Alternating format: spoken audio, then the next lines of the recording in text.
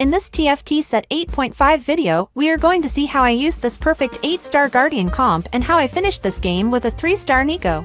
So, shall we jump right into the video? This is a complete Star Guardian compilation featuring Echo and Neeko as the main characters. Lux, Rel, Kaisa, Nyla, Echo, Neeko, Syndra are the characters you need for this trait to be active. If you are planning to max out this trait, you will need a Star Guardian emblem. Star Guardians gain more mana based on how many you have on your board. Let's take a look at the new Star Guardian champion, Neeko.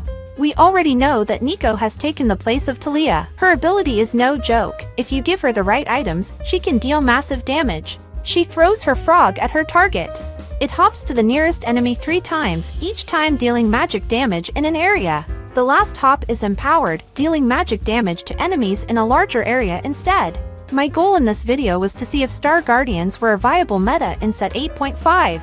Let's start with the early gameplay. The first augment used is the Portable Forge. This gives us the option of selecting one of Ornn's 3 distinct artifacts. I chose Randuin's Sanctum, which grants the holder 150 health as well as 40 armor and 40 magic resistance to the holder and adjacent allies. Initially, I used Poppy and Rel as defenders, with Lux and Lulu on the backlands. Since I was on a winning streak, I decided to add Gadgetines to strengthen our streak. The second augment used is Phony Frontline, which provides us with 2 target dummies to distract the enemy board.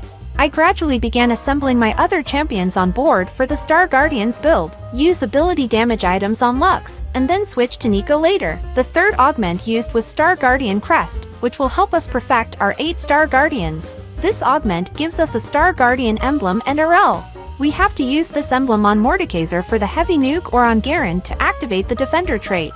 We wanted to get Neeko and Syndra, so we needed to get to level 8 as soon as possible. I have used the items on Echo and Neeko. We used Warmog's Armor, Gargoyle Stoneplate, and Randuin's Sanctum for Echo. If you don't find Ornn artifact, give him Dragon's Claw as the third item. We used Spear of Shojin, Jeweled Gauntlet, and Blue Buff on Neeko. Use any leftover surplus items on other champions. When to make this build? If you have lots of AP item components.